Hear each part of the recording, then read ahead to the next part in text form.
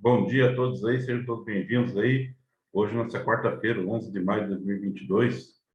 A nossa pauta é como conseguir 60 mil reais para transformar a sua ideia em um produto. Quem vai nos falar hoje, que assim, é o David Oliveira dos Anjos. Ele que é formado em Engenharia Química, licenciado em Matemática, mestre em Engenharia Química, especialista em docência, professor de graduação da UniFCV e no Cesumar, Maringá, Paraná. Ele que é técnico em inovação na Fundação Araucária.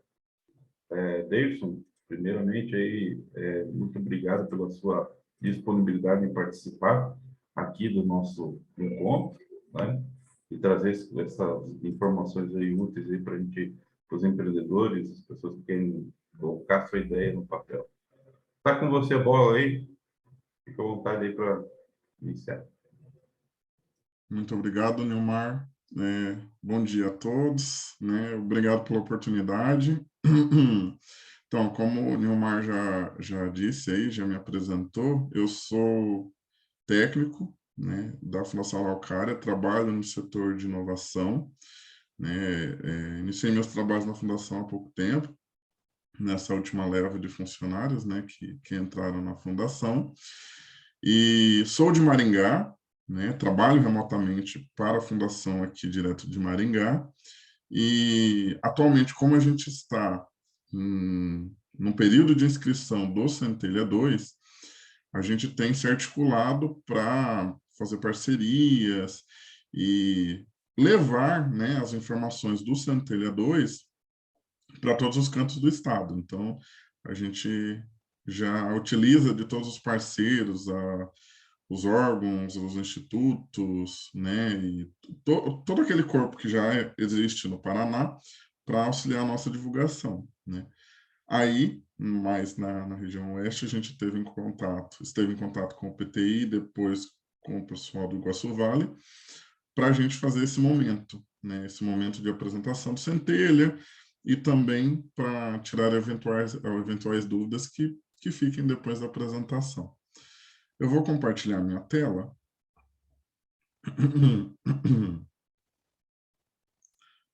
Vocês estão vendo? Estou vendo sim, pode dar sequência. Obrigado. Então, pessoal, o programa Centelha, né, para quem não conhece, ele é um programa organizado pela FINEP. Ele é nacional, então todas as edições que a gente tem do Centelha, ele é organizado inicialmente de forma nacional, porém cada FAP, cada fundação, em cada estado, vai organizar o edital, né, sua chamada de forma independente. Só para citar, por exemplo, algumas chamadas, por exemplo, São Paulo, se encerraram as inscrições no final do ano passado. Mato Grosso do Sul se encerraram no começo do ano. O Paraná iniciou as inscrições no mês passado e finaliza agora no final do mês de maio. Então, assim, tem toda uma flexibilidade de cada estado em organizar o edital e organizar a chamada, né, dando particularidade para momentos específicos e situações específicas que achar melhor.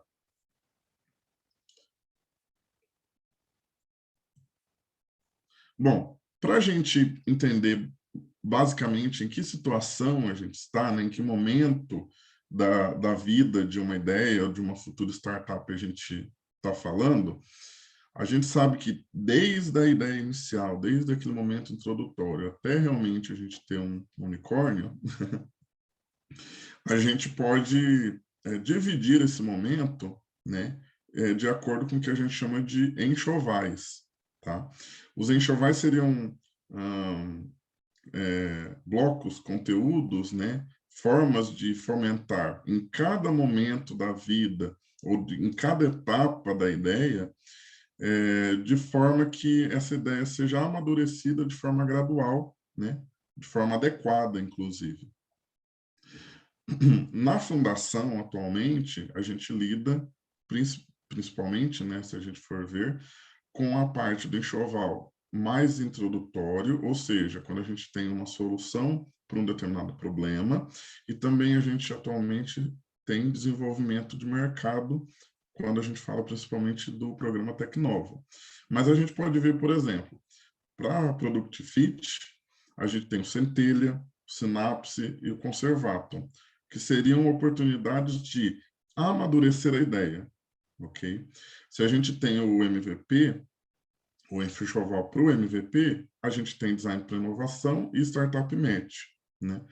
E para enxoval do Market Fit, a gente tem o Tecnova 2, né? Futuramente a gente vai ter o Tecnova 3 e o Prime. Todos esses são programas, são chamadas que são desenvolvidas de forma recorrente para incentivar, né, o desenvolvimento de ideias, o surgimento de negócios empreendedores, né? E o que a gente idealiza é que uma empresa que entrou, se constituiu lá no Centelha, aproveite essas outras oportunidades. Então, uma ideia que foi aqui selecionada no Centelha 2, por exemplo, é interessante que depois ela participe também do Tecnova 3, né, quando abrirem as inscrições. Então, ou de um Prime, por exemplo, né, quando a gente falar de propriedade intelectual. Então, assim, é interessante fomentar já nos possíveis negócios, né, nos possíveis empreendimentos, essa crescente, né, a ideia de que essa crescente é interessante, que eles podem fazer parte dessa trilha, entendeu? Bom, o Programa Centelha é uma iniciativa que tenta, né, o intuito principal, né, é incentivar o empreendedorismo inovador. A gente sabe, né, inclusive eu estava comentando com o Nilmar há pouco, que muitos projetos eles ficam ligados muitas vezes à ideia de aprovação ou não aprovação. Mas além disso a gente tem que entender que programas como o Centelha existem para incentivar toda uma cultura, movimentar as regiões no intuito de muitas vezes o que eu tenho é uma ideia introdutória, uma ideia que tem ali simplesmente base teórica, eu não consegui ainda transformar aquilo em algo palpável.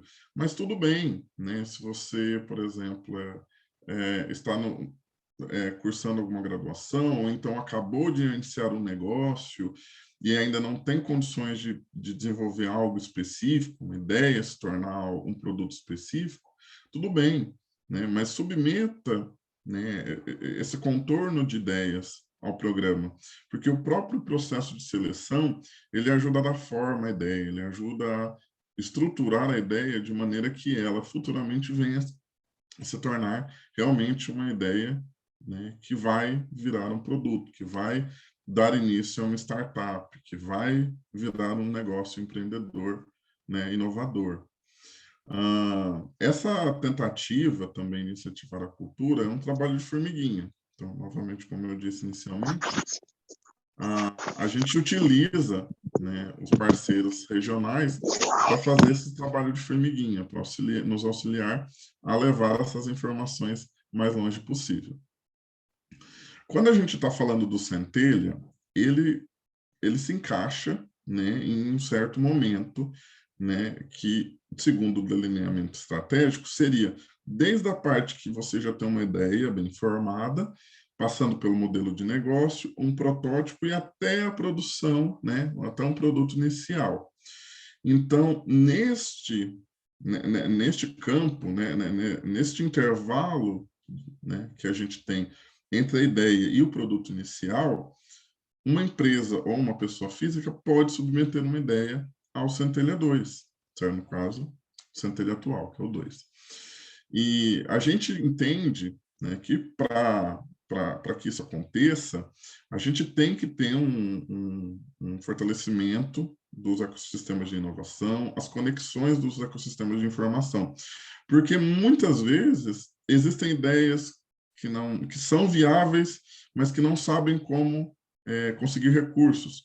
Existem protótipos que podem ser colocados como produtos, mas ainda não tem recursos para isso, ou não tem parceria para isso. Então, nosso trabalho segue, né? Que linha? Todas as ideias que estiverem neste intervalo, desde a ideia até o produto inicial, que elas sejam submetidas ao programa, ao edital de Centelha 2. Essa submissão ela pode ser feita, né, tanto de forma individual, ou seja, eu tenho uma ideia, eu tenho um protótipo, eu submeto, ou então eu posso já estar vinculado a alguma universidade, laboratório, algum ICTI, alguma incubadora, aceleradora, né? O que a gente percebe?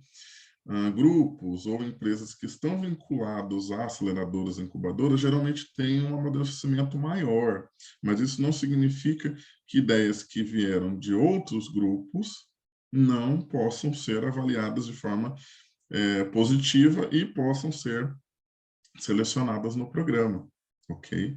Então, assim, eu tenho um projeto que é simplesmente teórico. Será que é viável para o Centelha? Não, tem que ser uma ideia que esteja ali vinculada à solução de um problema. Eu estou pensando no meu produto em entrada no mercado. É o Centelha que eu vou esperar para submeter ideia? Não. Seria, por exemplo, um Tecnova. Eu quero scale up, quero aumentar a minha escala de produção. É o Centelha? Também não. Então, a gente percebe que o delineamento estratégico ele serve para a gente entender em que momento da empresa ou da ideia a gente pode participar do Centelha. Bom, a gente, então, visa estimular um empreendedorismo inovador, visa estimular a cultura inovadora, né? O que a gente visa? A gente visa a uma cultura em que todas as ideias que possam ser submetidas a programas como Centelha sejam realmente submetidas, né?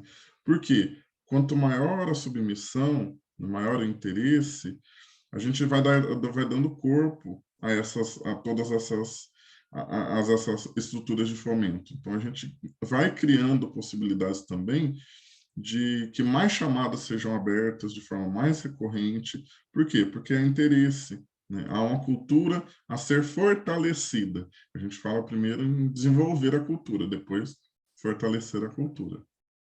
Bom, os principais pontos do edital são gerar novas empresas, inovadoras, obviamente, gerar inovações e formar a cultura inovadora, né, e fortalecer ecossistemas já formados. Quem pode participar do Centelha, né, de forma mais clara, né, nos padrões do edital? Pessoas físicas podem fazer parte, podem submeter ideias ao edital, né, desde que cumpram alguns pré-requisitos que o edital impõe. E empresas também podem participar do edital do Centelha 2. Porém, elas não podem ter mais de um ano de constituição, né?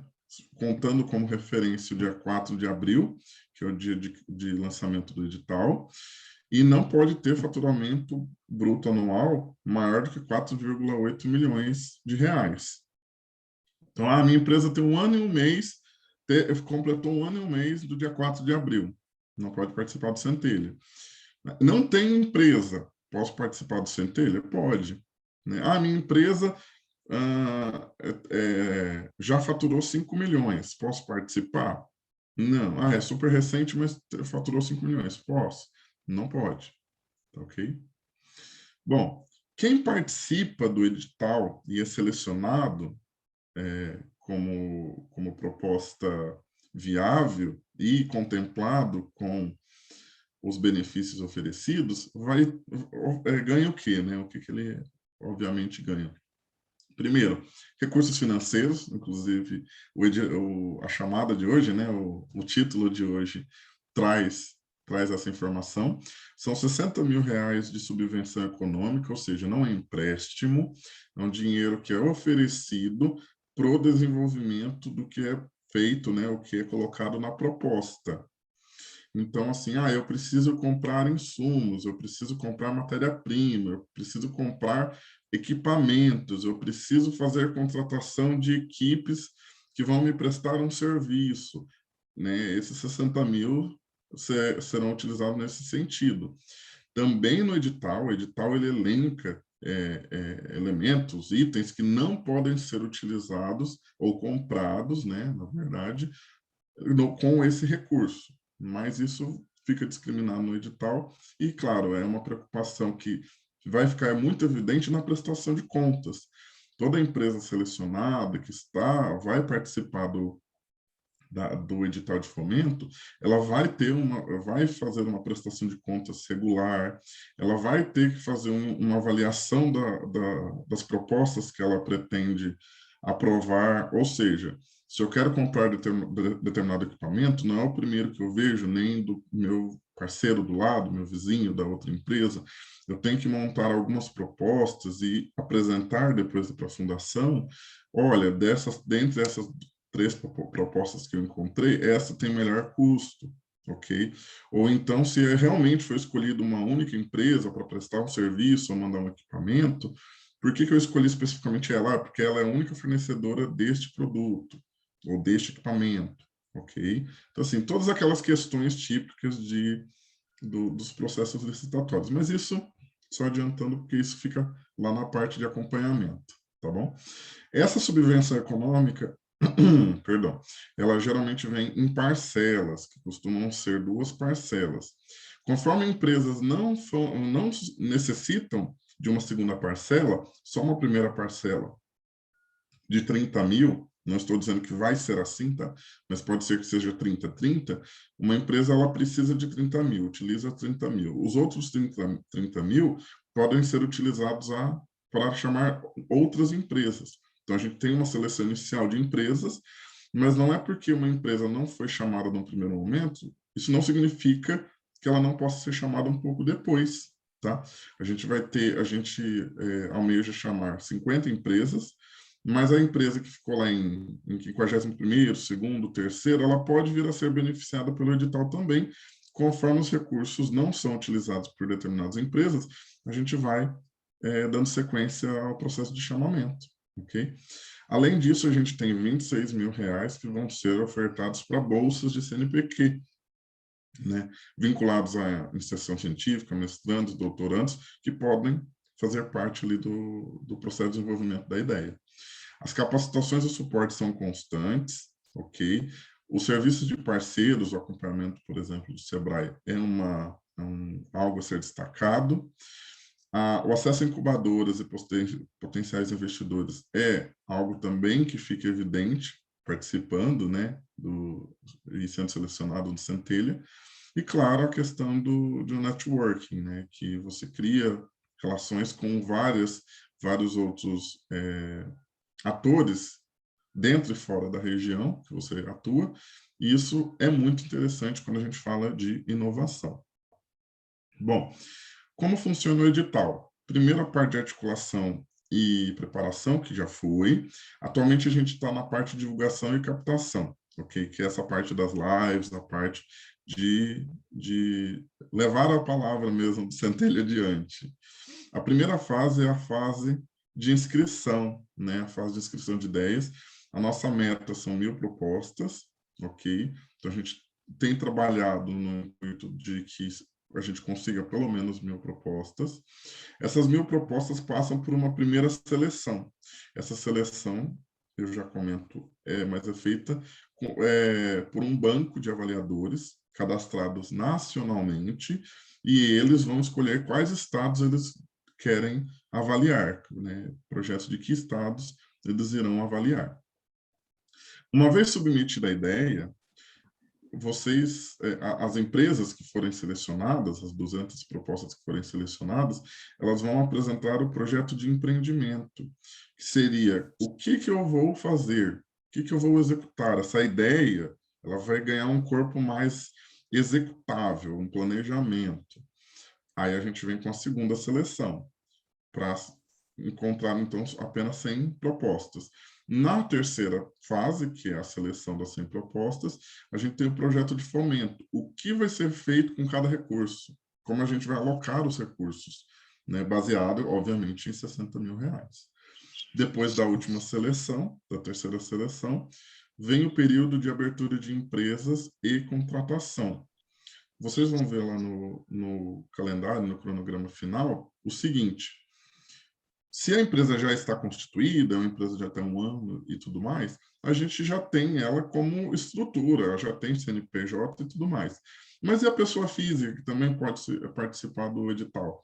Ela vai ter um tempo, né, até janeiro de 2023, para fazer a abertura da empresa. Então, na verdade, pelo cronograma que a gente tem definido, de novembro até janeiro, as empresas selecionadas, as 50 empresas selecionadas, né, se ela já não for constituída, ela tem esse tempo para se constituir.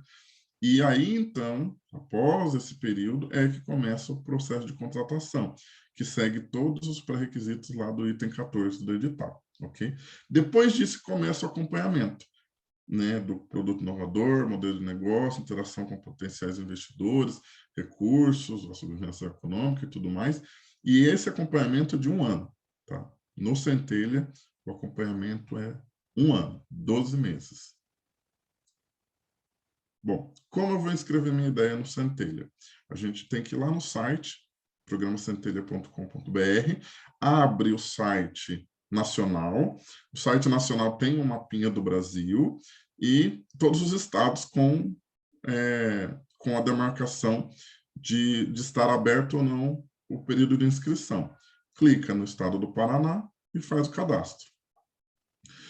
Quando a gente entra no ambiente de cadastro, existem informações interessantes. Tanto as regras do edital estão apresentadas lá, o edital inteiro está disponível, né, antes mesmo de você fazer a inscrição, e também existem pequenas capacitações que estão disponíveis dentro do próprio ambiente de cadastro da proposta. Então, você, dentro do ambiente de cadastro de resposta, de proposta, consegue ter ali pequenas mentorias no intuito de como que uma proposta é constituída, né? De que forma o texto deve estar apresentado, ou seja, pequenas dicas que, como eu disse, já estão auxiliando na formatação da proposta. Então, mesmo que seja uma ideia bem rudimentar, que não tenha contornos tão claros, eu posso utilizar de todos esses materiais, essas informações disponíveis ali, para dar forma à minha proposta, à minha ideia. Como que a proposta é feita? Primeiro, a descrição do problema, né? Quando você faz a inscrição, né, na parte de inscrição, você coloca o seu CPF, você vai colocar as informações básicas, né, de cadastro pessoal, e-mail para recuperação de senha, uma senha de acesso, uma plataforma comum. O que eu já ressalto aqui? Se você fez inscrição para outro Centelha, seu CPF não pode ser utilizado.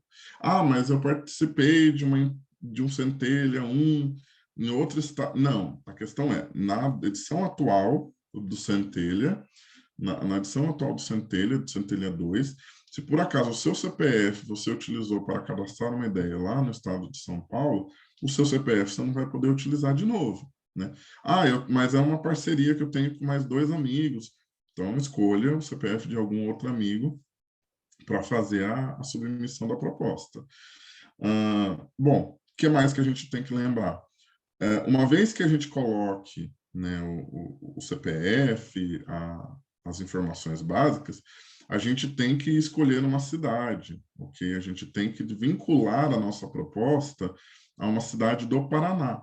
Aí, se eu colocar no cadastro colocar uma cidade, sei lá, do estado de Santa Catarina.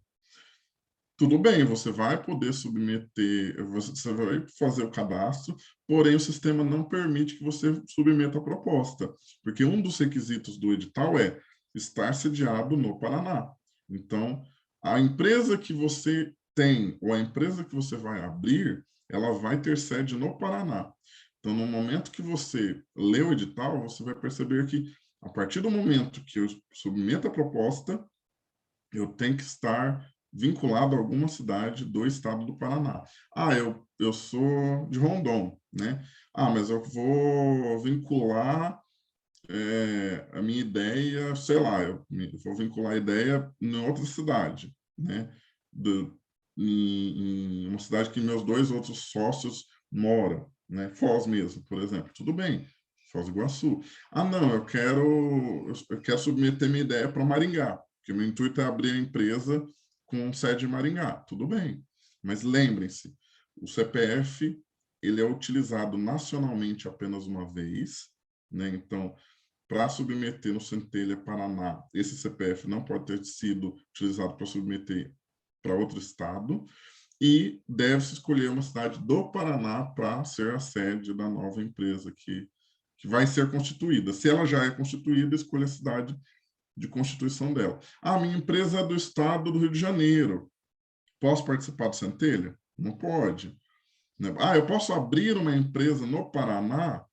Tudo bem, né? Se você acha viável, né? Ou então tem parcerias aqui ou mora aqui e lá, sem problemas. Então, na submissão da ideia inovadora, descrição do problema, então, qual que é o problema, quais as oportunidades que existem de mercado para solução, na solução desse problema, qual mercado eu vou atingir com a solução desse problema. Apresentar a solução proposta, depois, indicar os diferenciais da proposta, então, tecnologia, soluções similares e diferenciais em relação a essas soluções, qual a atividade do negócio e, por último, a equipe empreendedora, né? Quem que vai participar, de que forma e qual a formação de cada um, né? Equipes até de 5 pessoas, um coordenador e os restantes. A avaliação, todas aquelas avaliações que eu disse, são feitas por uma dupla de avaliadores. Caso eles entrem em discordância, a gente vai para uma terceira avaliação, que é de um árbitro. Essa avaliação é feita por uma rede de avaliadores que são especialistas de um banco nacional, né? Eles, inclusive, recebem treinamento específico para fazer o acompanhamento, né, e a avaliação do programa Centelha. E muitos deles participaram de avaliações de outros programas também, ok? A parte, né, na primeira seleção, cada seleção ela tem um critério de avaliação. O edital mostra isso. Mas só para ilustrar, quando a gente coloca, por exemplo, na primeira etapa, que é a parte de inscrição, que é aquela que dá a primeira peneirada nas ideias, primeiro, a gente vai avaliar o problema ou oportunidade de mercado que a ideia ou a proposta possui, o potencial inovador, né, do produto, a média entre o produto e a tecnologia, e, obviamente, a gente avalia a equipe empreendedora. Né, os 3 elementos são considerados. E cada critério vai de 0 até 6, a pontuação, ok? Bom, com isso, temos o cronograma. Atualmente estamos ali na fase 1 de submissão das ideias inovadoras. Como vocês podem perceber, é esperado que a divulgação do resultado final, né, das 100 empresas selecionadas e 50, na verdade, 50 que vão ser chamadas, né, para serem contratadas, no dia 7 de novembro. Okay? A menos que tenha alguma prorrogação de algum prazo, 7 de novembro é a data que esperamos ter as 50 empresas selecionadas. Só que se vocês lembrarem, temos ali 100 empresas que vão estar selecionadas na etapa final. Mais de 50 empresas podem ser colocadas como habilitadas. E, novamente, como eu já disse, além das 50 empresas que são contratadas, podem ser chamadas mais empresas, porque alguma desistiu, porque alguma não se constituiu a tempo, ou porque sobraram recursos para auxiliar novas empresas. Após o período, né, de finalização de avaliação, temos então um período de 2 meses para fazer a constituição das empresas não constituídas, e aí sim, entre janeiro e fevereiro de 2023, a gente tem o período de contratação, né, de criação dos vínculos entre a fundação e a empresa. A partir do momento da contratação, conta-se 12 meses de acompanhamento. Ok? Bom, aqui há algumas informações sobre as redes sociais oficiais da Fundação, Facebook, Instagram e Twitter. Ok? Muito obrigado pela atenção de todos. Eu espero ter passado as informações básicas aí necessárias para o entendimento do Centelha. E agora fico à disposição de vocês para eventuais dúvidas. Bom, David, parabéns pela apresentação aí. O pessoal aí que quiser fazer pergunta, pode levantar a mão. Eu já vou fazer uma aí. Digamos que eu tenho empresa, né, já CNPJ constituído, né, já tem mais de 1 ano de constituição, e eu quero abrir um novo negócio. Posso usar meu CPF e não meter no Pode usar. Por exemplo, você, Nilmar, né, tem uma empresa de 5 anos, porém você percebe que existe um potencial inovador para desenvolver um determinado equipamento que a sua empresa vai precisar, inclusive, ou para um parceiro, enfim. Se você não usou seu CPF para nenhum cadastro durante essa rodada, né, do Centelha, você vai lá, Nilmar, CPF tal, cadastra sua proposta, cadastra sua equipe, vincula a cidade, né, Rondon mesmo, por exemplo, e faz toda a submissão da ideia. Quando chegar o momento oportuno, se sua ideia for selecionada, você abre, constitui uma empresa, né, uma startup. Beleza. Assim, outra pergunta, assim, caso, professores, digamos assim, servidores públicos, que são geralmente professores, assim, Uhum. das universidades, ou mesmo qualquer área, servidor público, pode colocar o CPF dele para abrir uma empresa, depois, Olha, posteriormente, como é que o funciona? que a gente tem comentado muito para professores da rede particular, né? E os de forma geral, aqueles que não têm dedicação exclusiva, isso é muito mais simples, porque você dispõe, né? Você pode fazer o cadastro lá com o seu CPF.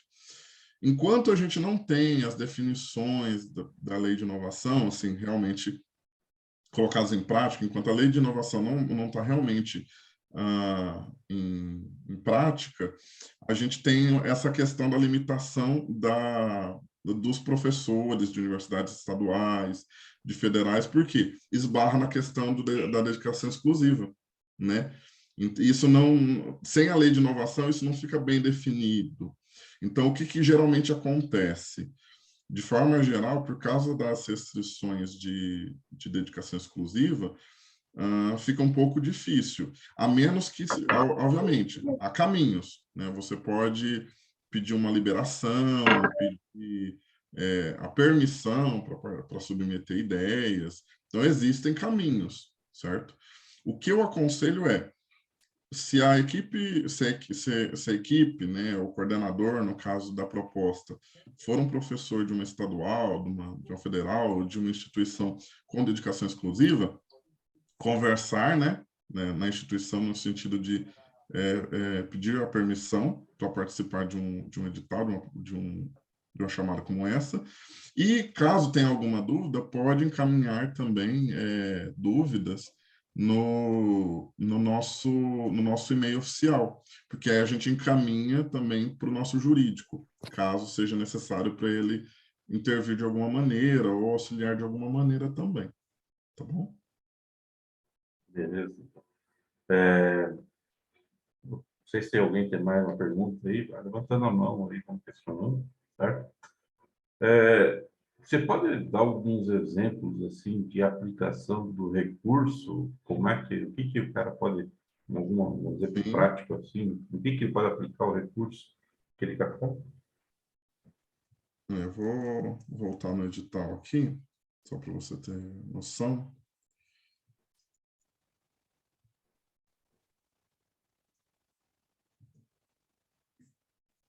Olha, o que a gente tem, né? A gente tem algumas coisas, como eu disse, para que a gente vai utilizar os recursos, a subvenção? Para adquirir materiais, elementos essenciais, né, ao desenvolvimento da proposta, né? Ao que está colocado ali na proposta. Então, o que eu não posso fazer? O edital ele restringe o que eu não posso fazer, né? Eu não posso adquirir veículos, máquinas, materiais permanentes, equipamentos de comunicação e telefonia, mobiliários de escritório, eletrônicos, eletrodomésticos ou outro bens de capital não atrelados ao desenvolvimento técnico do projeto. Então, se por acaso o meu projeto é o desenvolvimento de um software, por exemplo, e eu preciso de trabalhar com um banco de dados, ou eu preciso de uma máquina específica, né, de um computador específico, processadores específicos, né, hardwares específicos, tudo bem, faz todo sentido, está atrelado ao desenvolvimento técnico. Mas se o meu projeto é desenvolver um novo serviço, um novo serviço por exemplo, para a cidade de Maringá, tem uma ideia inovadora para uma prestação de serviço para melhorar o fluxo de atendimento de uma empresa, né, de uma empresa que faz atendimento de projetos de engenharia, projetos arquitetônicos. Aí eu compro um iPhone com o dinheiro. Tipo, por quê? Né? Por que você precisou comprar um iPhone? É um aplicativo móvel? Você vai utilizar o iPhone para alguma situação? Não. Ah, não, então eu vou comprar um Xiaomi. Mas, novamente, né, a questão é, por que aquele celular foi comprado? Não tem um motivo, né? Então, claro que isso não é simplesmente ao entendimento, será que pode, será que não pode? Qualquer dúvida, a fundação fica aberta. Inclusive, quando é comprado algum item, primeiro é interessante mandar as propostas para a fundação avaliar, né? Porque senão você tem que devolver o dinheiro. Por exemplo, comprei, poxa, mas não tem a ver com o projeto, então vai ter que devolver o dinheiro, certo? Então, assim, itens eletrônicos, itens de qualquer desse tipo, né, veículos que não estejam vinculados ao projeto técnico, ao desenvolvimento técnico, não podem ser adquiridos. Despesas em construção civil, né, para planejamento e execução de obras e instalações, isso também não pode ser utilizado com dinheiro da subvenção. Gastos com publicidade e organização de eventos técnicos científicos, também não pode. Gastos com recepção, eventos de homenagem, refeições, lanches, coffee break, não pode. Combustível e pedágio, tarifas relativas a serviços postais e de telecomunicações, tarifas bancárias e de serviços. Uma dúvida que surge bastante eu preciso pagar tanto de taxa no banco, por causa da constituição da empresa, ou, enfim, eu fiz uma parceria, ou então abri uma conta ao banco, eu tenho tal taxa.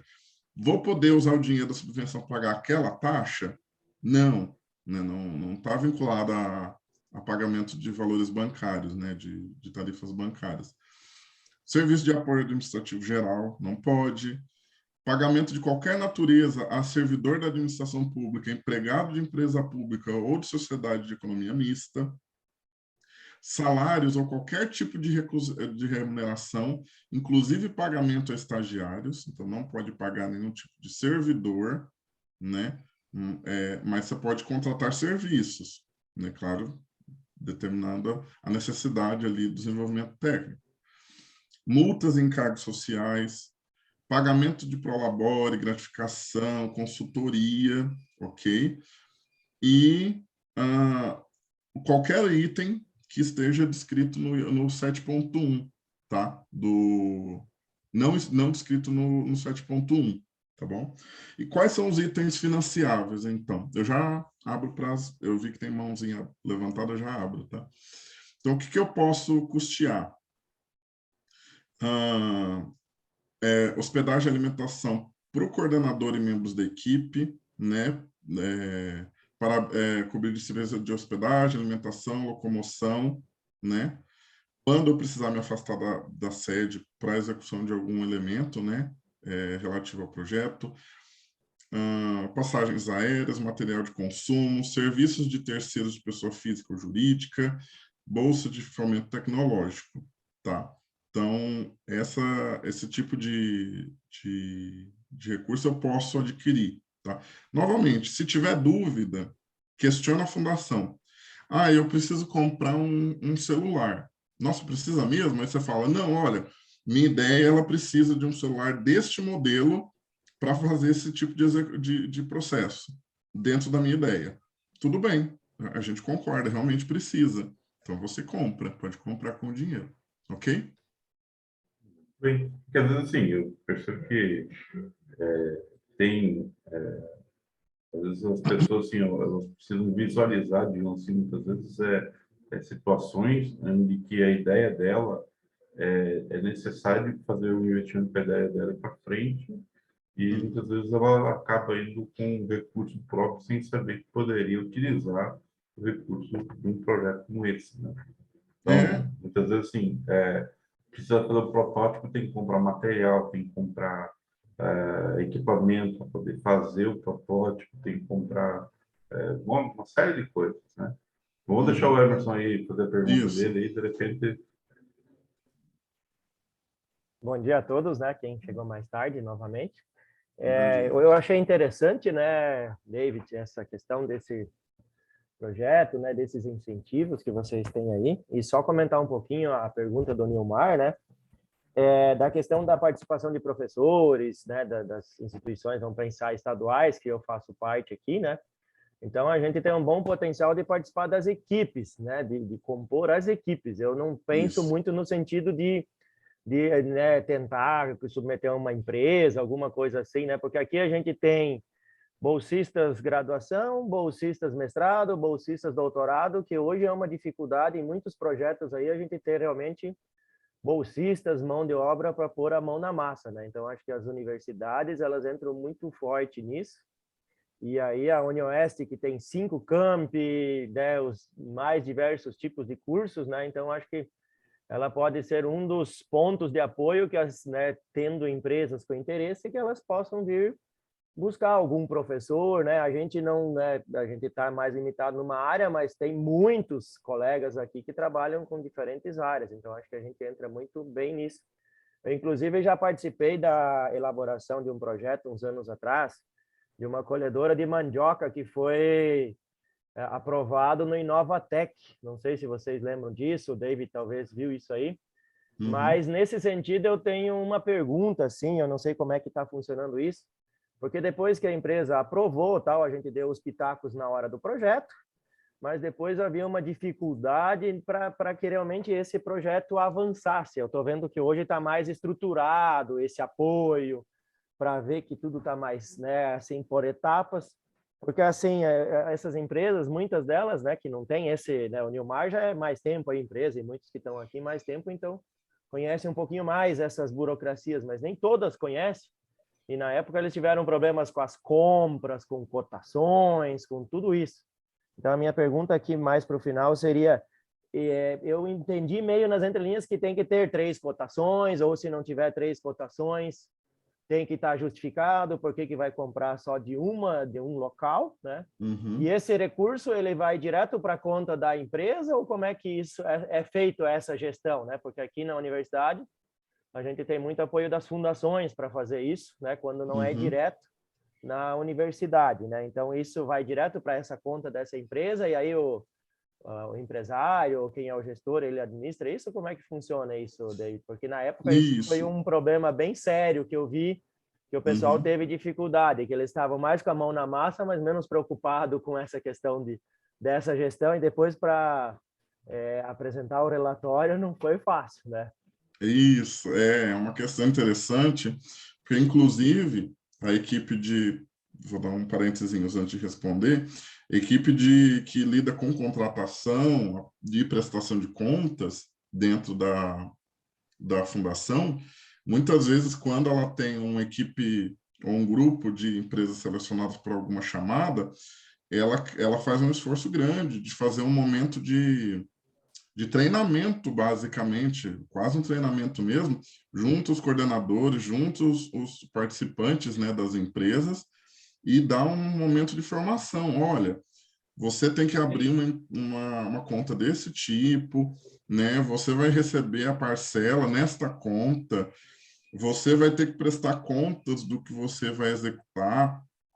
Então, assim, não pode ser comprado qualquer coisa, né? Realmente tem que seguir aqueles preceitos de um processo licitatório. Então, assim, vou contratar um serviço, esse serviço, se é daquela empresa específica, porque só ela consegue prestar aquele serviço da maneira que eu preciso, né? Tem que mostrar. Ah, mas como que você prova isso? Troca e-mail, né? Fala, ó, mostra, ó, entrei em contato com 5 empresas. Só uma tinha aquele material, né? Então, assim, isso é evidência. Olha, realmente encontrei 2 empresas, então fiz a seleção por tal empresa. Então, toda essa parte é um cuidado que a gente tem tido, porque isso acontece muito, Emerson, das pessoas virem, né? Então, assim, a primeira dificuldade foi rompida, que é perceber que existe um recurso que vai auxiliar a gente a colocar a ideia em prática. Perfeito.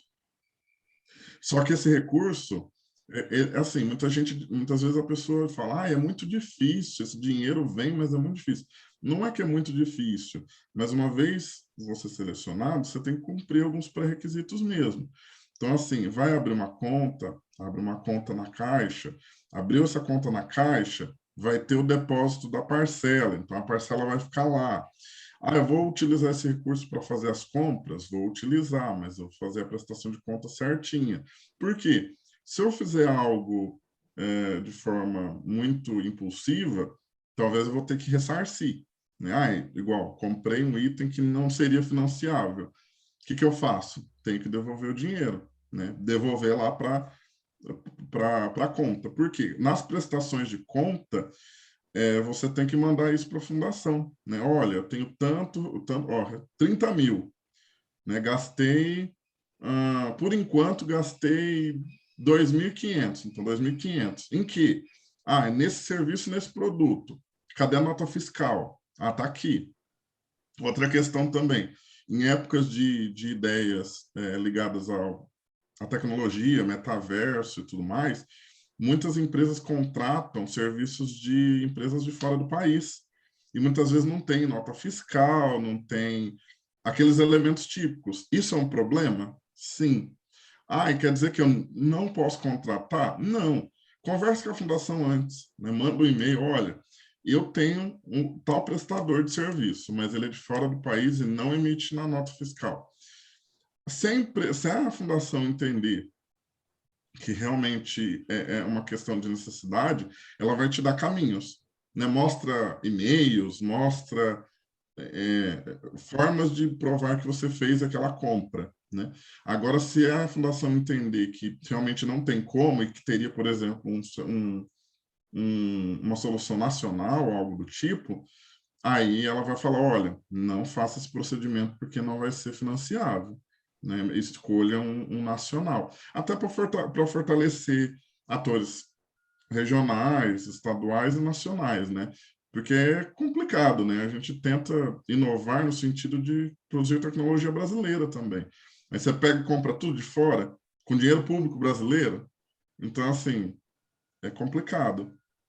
Mas por essa dificuldade, por essa preocupação, a gente tem criado um esforço de formar quase que os coordenadores e as equipes e instruí-los para que isso não aconteça, porque acontecia realmente algumas dificuldades, o pessoal ficava muito chateado, porque, nossa, a fundação me fez devolver tantos R$ 1.000, mas é porque faltava conhecimento mesmo. E esse conhecimento, sendo mais difundido, é interessante mesmo. E, só para complementar mais uma questão, falou muito bem, essa questão de participar como dono da empresa realmente não ocorre muito, mas ideias vinculadas a institutos, universidades, incubadoras, aceleradoras, geralmente eles realmente têm um corpo melhor, uma estrutura melhor. Então, a gente não é obrigatório, mas é interessante que esteja vinculado à instituição de ensino, sim, uma universidade, sim. Beleza, maravilha. Mais algum questionamento aí? Então, só uma perguntinha, no caso de importação de bens, por exemplo, um bem que só existe fora do Brasil, né? Tem impostos, né? Isso. Tem isenção desses impostos para importar algum bem? Ou, digamos assim, quando for para um projeto, ou tem que incluir no projeto junto para ser pago o Olha, imposto, como é que é? Desembaraço eu aduaneiro, vou essas coisas. usar, a mesma linha de raciocínio que o pessoal de contratação e prestação de contas usou, né? Então, primeiro, essa questão de tarifas e tudo mais são itens que, em geral, a gente considera não financiáveis, né? Então, se você vai lá no edital, novamente, você vai ali no item 8 do edital, itens não financiáveis, tarifas relativas a serviços postais e telecomunicações, tarifas bancárias e de serviços, né? De forma geral, tarifas não são financiáveis, né? E caso específico, né, como aí eu estou importando esse item, né? Será que eu não consigo utilizar o recurso? Pode ser um questionamento que serve para a fundação. Tarifas em geral são não financiáveis. Mas assim, a questão de isenção de impostos, até porque não é tão interessante. Por quê?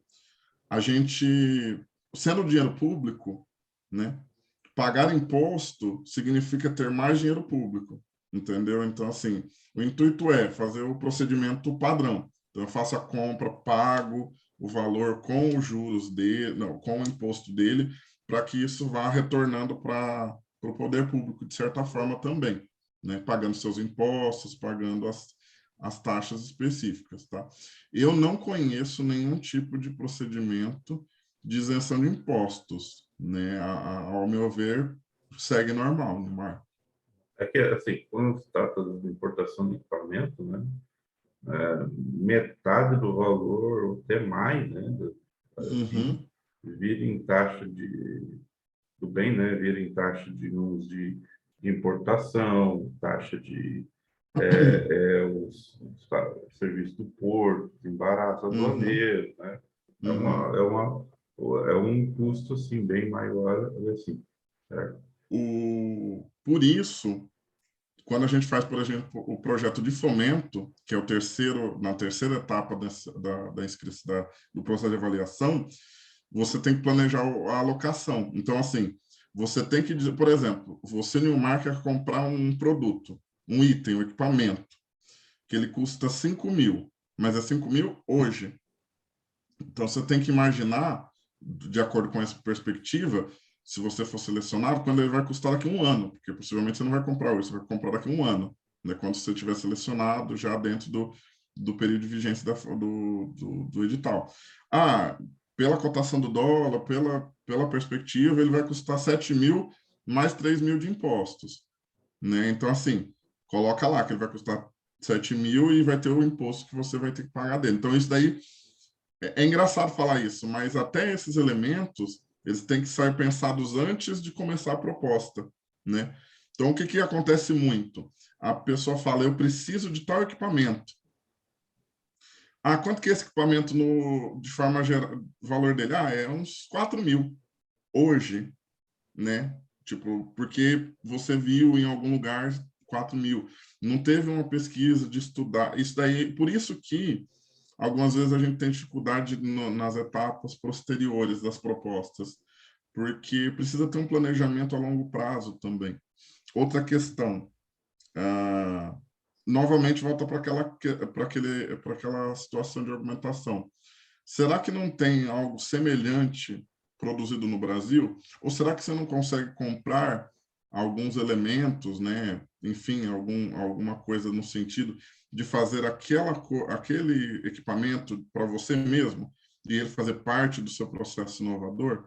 Também, assim, são questionamentos, né? Mas, assim, se você, Nilmar, falar, olha, preciso comprar um negócio que custa 10 mil, e eu vou pagar mais um X equivalente de taxa. Tudo bem. Se você planejou, infelizmente vai ter que ser assim mesmo, né? Porque você viu que é necessário, não tem como ser de outra forma. Tá bom?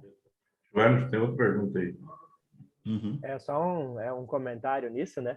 Nessa questão, porque a gente já importou 2 equipamentos aqui, né? Para os trabalhos que a gente desenvolve aqui na área de agroecologia.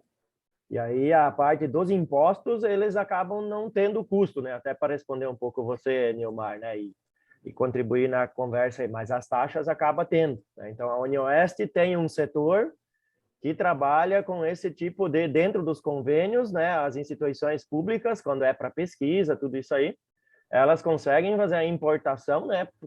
Sem ter o pagamento de impostos. Vai ter as taxas de aduana, essas coisas aí, vai ter, né? Mas então essas parcerias entre público e privado, vamos falar assim, eu acho que inclusive contribuem nisso daí, que você tem uma forma de fazer essas compras, caso seja necessário. Eu concordo com o David, né? Que tem algumas coisas, né? Que sempre que possível a gente tentar desenvolver aqui, porque é muito caro quando a gente converte euro para reais, acaba sendo, né? A gente está com umas tecnologias legais em estudo aqui na UniOeste, mas enquanto a gente não tiver a tecnologia realmente brasileira, isso acaba inviabilizando o nosso agricultor de usar isso, né?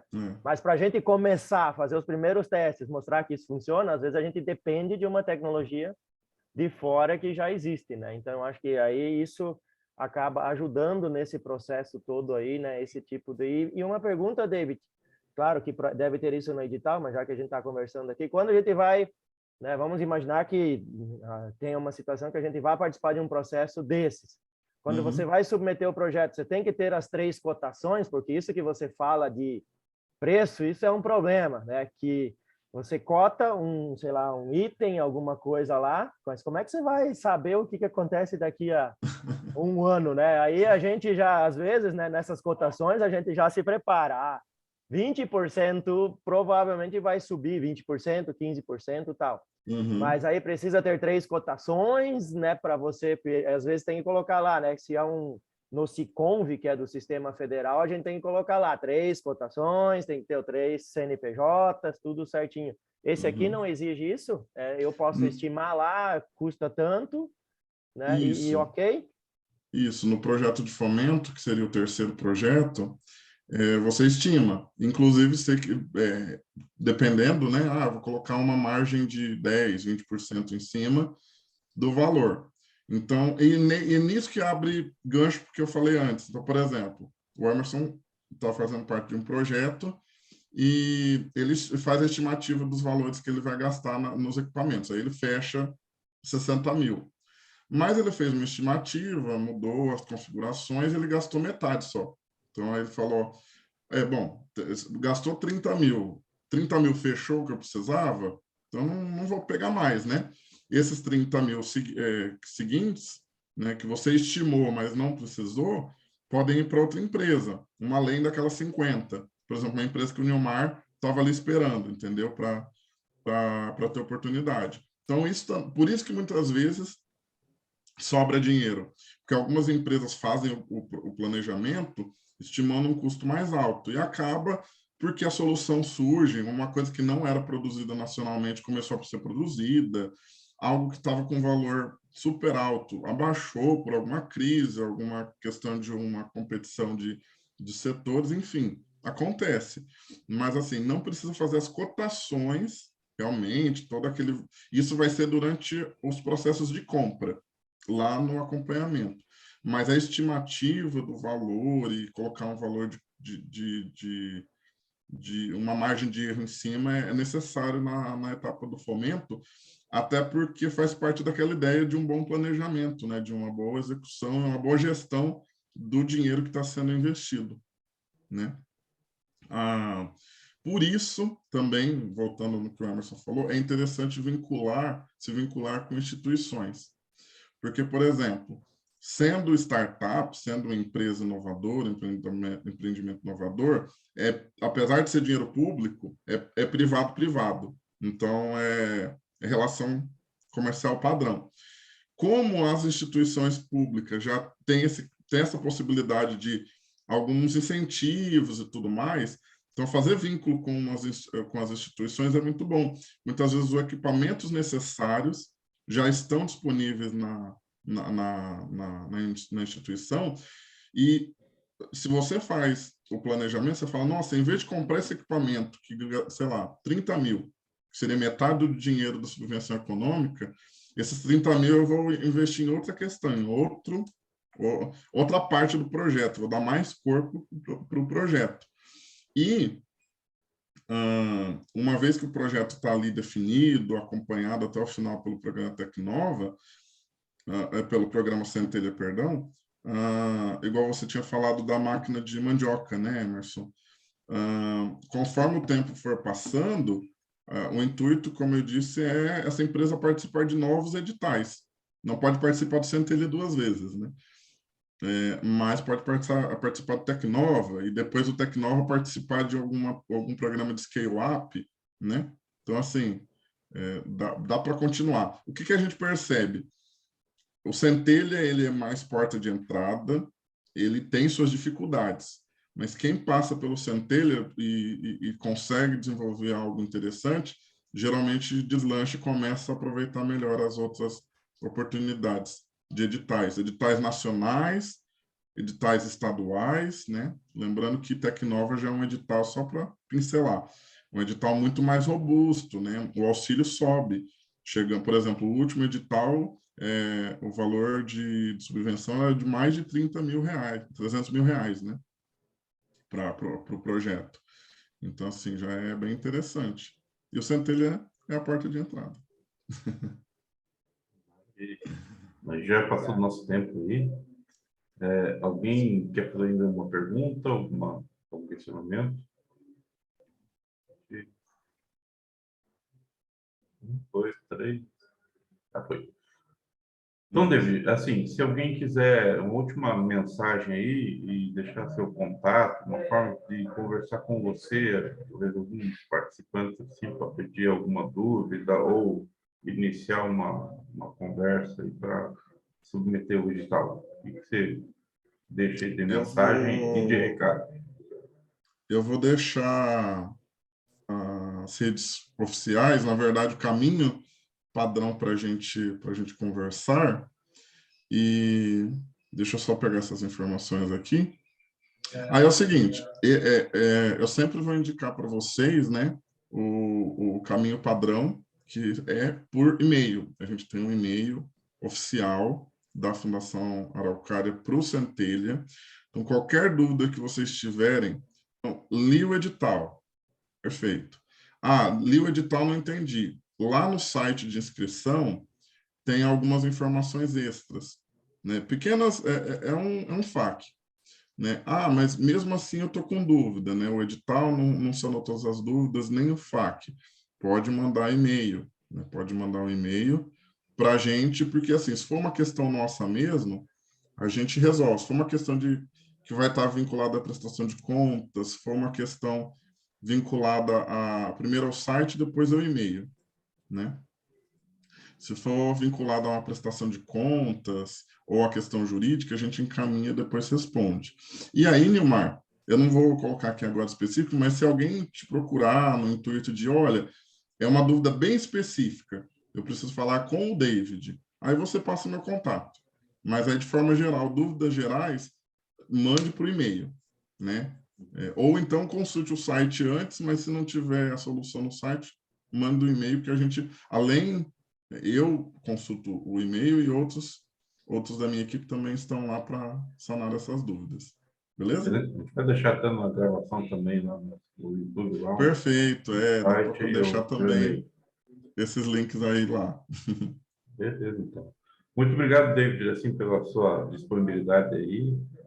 Os demais aí que quiserem tirar alguma dúvida aí, já tem um contato ali no chat e vai tendo uma gravação depois. Parabéns aí e até a próxima. Assim. Muito obrigado, Nilmar, e esperamos que a região aí submeta várias ideias inovadoras. Vamos postar nisso. Tchau para vocês, até a próxima. Beleza? Muito